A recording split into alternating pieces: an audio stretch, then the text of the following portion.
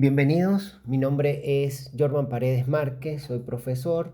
Quería agradecer por la invitación. En esta oportunidad la presentación tiene por título Asistentes de Inteligencia Artificial en la formación de profesionales de la salud. Esta es una revisión sistemática donde hablaremos sobre beneficios, delirios y riesgo ético. Como ustedes observan, el objetivo de la presentación es crear o proporcionar un marco crítico para integrar la inteligencia generativa en nuestras facultades y en los hospitales.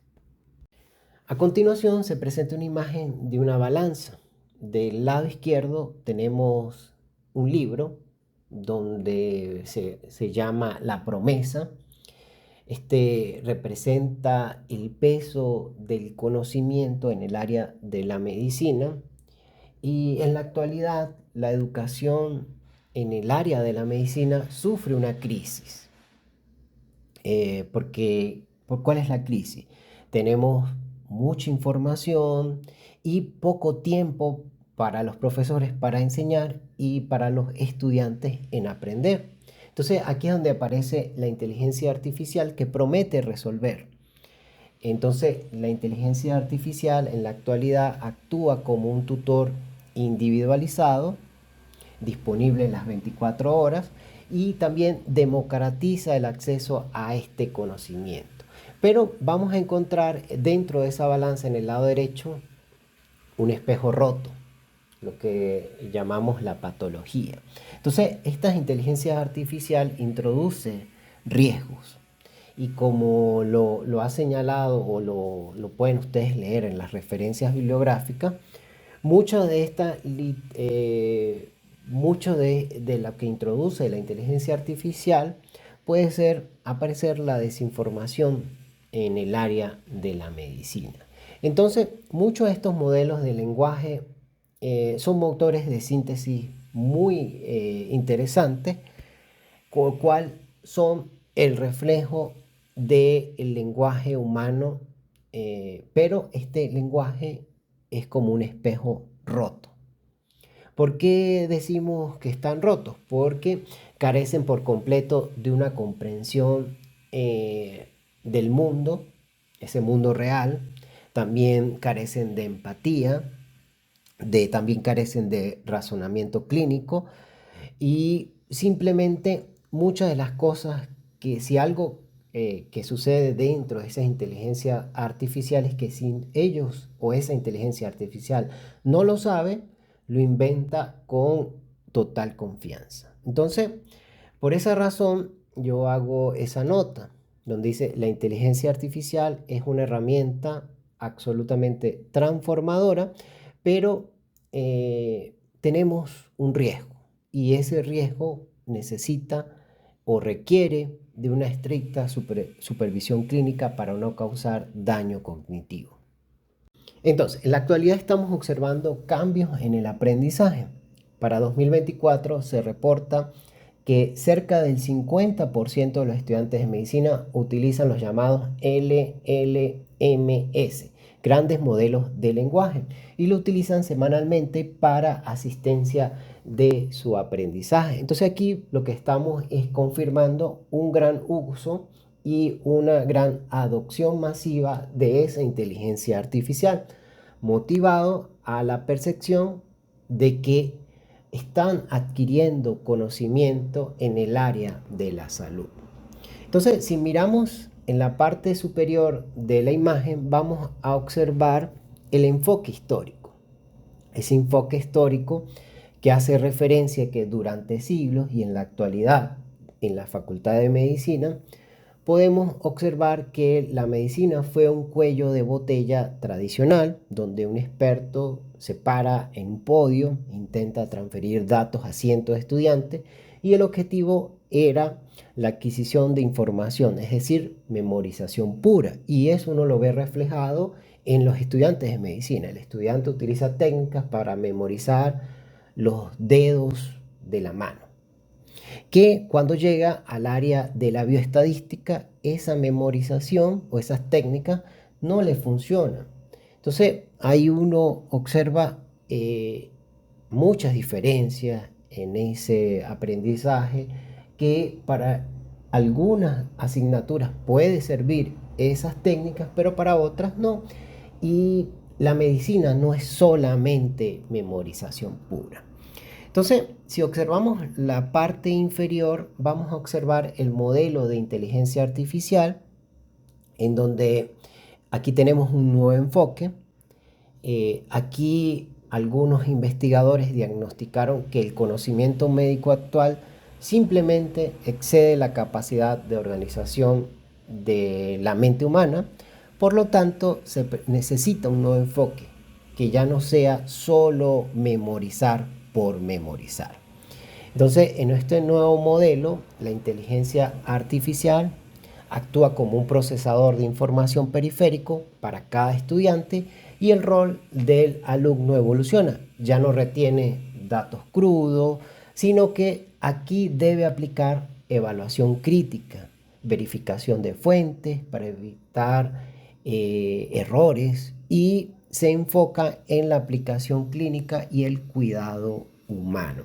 Entonces, aquí es necesario dejar a un lado esa memorización pura y adoptar ese nuevo enfoque, pero siempre con el análisis y la crítica.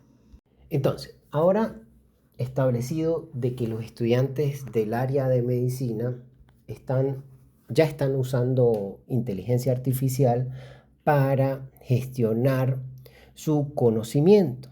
Aquí aparece alguna de las patologías en referente a la inteligencia artificial. Una de las primeras patologías que ha sido reportada en las referencias bibliográficas es la alucinación técnica.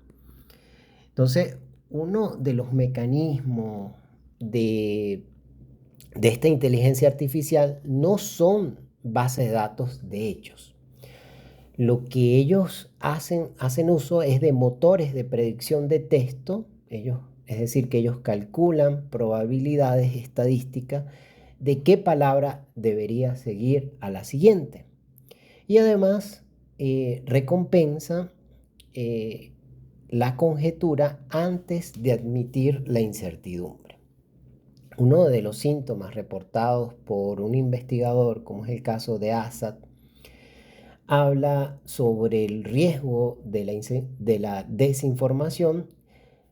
Él reporta falsedades con una fluidez y confianza humana absoluta, en la cual esa inteligencia artificial puede inventar un artículo científico con autores reales, con un DOI falso y además de defenderlo a capa y espada. Entonces, aquí aparece el riesgo para esas personas que son novatas en el área. Por ejemplo, si es un médico experimentado, puede detectar fácilmente esa alucinación por parte de la inteligencia artificial. Pero para un estudiante de medicina que aún no tiene una base clínica sólida, esta desinformación fluida puede ser peligrosa, tóxica, porque interrumpe y corrompe la formación de un conocimiento médico preciso, haciendo que el estudiante asimile datos falsos como verdaderos o verdades absolutas. Llegamos a la patología 2, llamada la cocreación de delirios y deriva epistémica. Para ello me basé en el artículo publicado por Morín y colaboradores en 2026, y ellos hacen proyecciones recientes indicando que una fracción de usuarios, aquí estamos hablando de cientos de miles de personas, muestran signos de psicosis o manías en interacciones con la inteligencia artificial. Y uno se hace la pregunta, ¿cómo ocurre esto? Entonces, todo comienza de una forma estructurada. Un estudiante o un paciente hace una consulta médica basada en hechos y aquí la inteligencia artificial tiende a adular al usuario, dándole la razón o validando sus opiniones, a pesar de que éstas pueden estar incorrectas o ser falsas. Entonces, están programados para complacer al usuario. Si el usuario introduce una premisa clínica errónea o extraña, la inteligencia artificial va a tender a imitar su tono. Entonces va a fracasar rotundamente en desafiar esa lógica defectuosa y en cambio se adapta a la narrativa del usuario para no contradecirlo. Entonces aquí vamos a llegar que se va a producir un refuerzo mutuo. La inteligencia artificial va a validar, va a justificar y va a amplificar el contenido erróneo. O en algunos casos, si el paciente es vulnerable o tiene problemas, estos se van a amplificar. Entonces, aquí tenemos esa interacción máquina y humano que se retroalimenta hasta desvincularse por completo de la realidad. En el caso de la educación médica, si un estudiante sufre o sugiere un diagnóstico incorrecto, un buen profesor lo va a corregir. La inteligencia artificial, en este caso, por el contrario, puede inventar evidencia para darle la razón al estudiante con esa cuestión de co-creación de un delirio académico. En el caso de la patología número 3, el sesgo demográfico por parte de la inteligencia artificial, me basé en un estudio del 2025 publicado por Omar y colaboradores. Entonces, los investigadores analizaron más de 1,7 millones de respuestas generadas por estas inteligencias artificiales sobre 1000 casos de urgencia clínica. Ellos tomaron un caso clínico en donde mantuvieron los signos vitales y los síntomas idénticos en todos los escenarios. Lo único que se alteró es el prompt. Para ello, las etiquetas fueron modificadas, las etiquetas demográficas de cada paciente, por ejemplo, su raza, su nivel de ingreso o su género. Y los resultados, en este caso, las recomendaciones médicas, los diagnósticos y los planes de tratamiento variaron. La IA no estaba respondiendo a una verdadera necesidad médica. Lo que se veía o lo que se estaba reflejando eran prejuicios sociales, históricos, que me imagino que mantuvo durante su entrenamiento y que se encuentran en la internet. A continuación se presenta una matriz donde se muestra el sesgo en acción con los mismos datos publicados por Omar en 2026. Entonces, ellos presentaron o le indicaron a la inteligencia artificial el mismo cuadro clínico con los mismos síntomas y los signos vitales, y lo único que cambiaron fueron las etiquetas demográficas. Entonces, observaron cambios en el comportamiento o las recomendaciones que daba la inteligencia artificial. En el caso, si el paciente se identificaba como parte de la comunidad LGBT, la inteligencia artificial recomendaba derivaciones a salud mental o evaluaciones psiquiátricas. Si el paciente era etiquetado como alto ingreso, la inteligencia artificial recomendaba pruebas diagnósticas avanzadas y costosas como tomografía. Pero si el paciente era de bajos ingresos, la inteligencia artificial limitaba sus recomendaciones a pruebas básicas o sugería no hacer pruebas adicionales.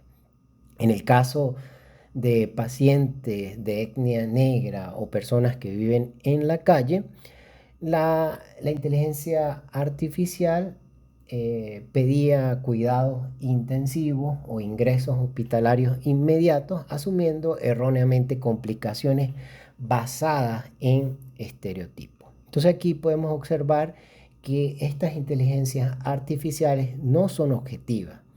Si se implementan a ciegas, se corre el riesgo de automatizar la inequidad en el sistema de salud a una gran velocidad. Ahora hablamos sobre la cuarta y última patología que afecta directamente al profesional de la salud. En el caso, consulté el trabajo del 2025 publicado por Webster. Entonces, lo primero que él habla sobre la pérdida de habilidad. En su artículo habla sobre la adopción de nuevas tecnologías en la educación médica. Si delegamos rutinalmente el esfuerzo del razonamiento clínico a una máquina, vamos a correr el riesgo de atrofiar nuestro propio pensamiento crítico. Entonces, aquí tenemos que tener un cuidado. Lo segundo es la privacidad de los datos. En una reciente revisión que hicieron sobre los inconvenientes de utilizar ChatGPT en la práctica clínica, subrayan un peligro inminente cuando un médico o un estudiante introduce el historial de un paciente en un modelo comercial cerrado para pedir un resumen o un diagnóstico. Está exponiendo información médica confidencial a bases de datos corporativas que se encuentran en otros países. Lo otro es la responsabilidad. Si un médico sigue el consejo de una inteligencia artificial y ese consejo resulta ser una alucinación o un sesgo que puede causar daño en el paciente, entonces aquí nos hacemos la pregunta: ¿quién es legalmente el responsable? ¿El médico, el hospital o la empresa tecnológica? Entonces aquí entramos ya en un campo de la medicina legal. Entonces, luego de haber diagnosticado las patologías de la inteligencia artificial generativa, podemos aplicar o pasar a la parte del tratamiento. En el caso de esta primera intervención, sería una arquitectura llamada RAG, en donde se busca curar esa alucinación técnica. Entonces, si ustedes miran la imagen, el estudiante, al hacer un prompt crudo, hace una consulta ante la inteligencia artificial y aquí es necesario tener un filtro. Ese filtro nos va a permitir restringir el universo de respuestas de la inteligencia artificial exclusivamente a literatura médica verificada, guías clínicas, libros de texto, curados por un especialista. Y es necesario también una mitigación, entonces bloquear alucinaciones al obligar a la inteligencia artificial a anclar a respuestas verdaderas. Y entonces, ¿qué es lo que vamos a obtener? Que se va a preservar la utilidad pedagógica, vamos a tener una fluidez de lenguaje mientras se garantiza la precisión científica absoluta. En la segunda intervención, como ustedes observan, eh, se presenta una pirámide de gestión escalonada del riesgo, donde la base está la prevención. Aquí se deben establecer los cimientos que no pueden ser negociables. Entonces se debe implementar un sistema RAG de forma universal en la educación para anclar la inteligencia artificial a la verdad médica. Se deben realizar auditorías para evitar el sesgo demográfico. Las instituciones, las universidades deben exigir auditorías regulares, rigurosas de los algoritmos. No se puede usar modelos de caja negra sin curar y deben revisarse los datos con los cuales fueron entrenadas esas inteligencias artificiales. Y por último, la reducción. Aquí necesitamos una transparencia del algoritmo total. También se debe enseñar a los estudiantes con los prompts correctos a usar correctamente prompts y evaluar críticamente los resultados, asumiendo siempre que la máquina o las máquinas tienden a equivocarse. Entonces, para ir finalizando, ahora vamos a hablar sobre un diagrama que tomé de Warman del 2019, donde planteaban cómo se reimaginaba la educación médica. Y ustedes pueden observar que aquí se observa un flujo de trabajo del estudiante, colabora con la inteligencia artificial. Y ya aquí deja de ser un oráculo infalible esa inteligencia artificial y se convierte en un aliado, en un socio, en ese proceso de educativo. Entonces, aquí también se está obligando a que las facultades, las universidades, tienen que evolucionar ese currículo. Y ya no se puede evaluar en cuanto al proceso de memorización de un alumno.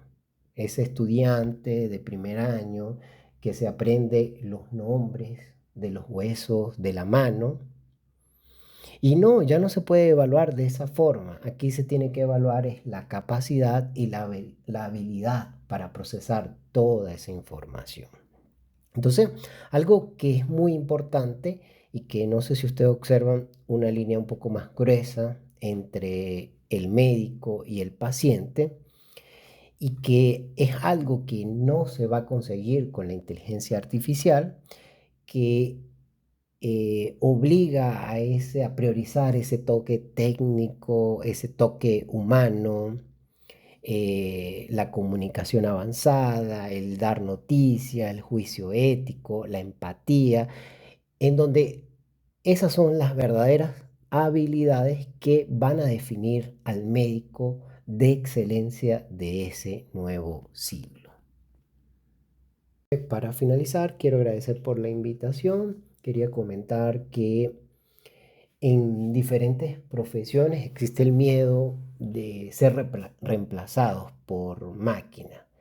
En el caso de la medicina, ese reemplazo lo veo muy difícil, pero aquellos médicos que utilicen la inteligencia artificial, lo más seguro es que reemplace a aquellos que no lo utilicen. Y otra cosa es dejar ese pensamiento, no sé, de los años 50, 40, donde el propósito de la educación médica es que muchos de ustedes, los estudiantes, son tratados como discos duros andantes, donde tienen que almacenar una gran cantidad de información. Y que lo que más importa, yo creo, para mí, es el análisis, ese análisis profundo de lo que está ocurriendo. Bueno, muchas gracias. Espero que les guste, les haya gustado esta presentación.